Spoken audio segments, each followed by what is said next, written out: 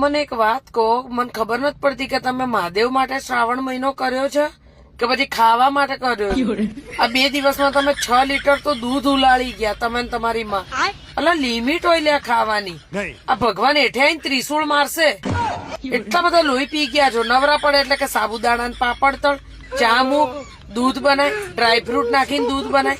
એટલે શ્રાવણ મહિનામાં છે ને 1 કિલો વજન ઉતરે ને તો લાગે કપ્પા કર્યા. મને તો એવું લાગે 10 કિલો વધી ના જાય તમારું. હાવ બે શરમની જેમ આખો દાડો ખાઉ ખાઉ ખાઉ, ભૂખડા કૂતરાની જેમ આખો દાડો. યાર નવરાત નથી પડવા દેતા, બંધ કરી દો તમે શ્રાવણ મહિનો. લોહી પી ગયા 2 દાડામાં તો મને ગળે લાવી દીધી. આખો મહિનો કેમનો કાઢે?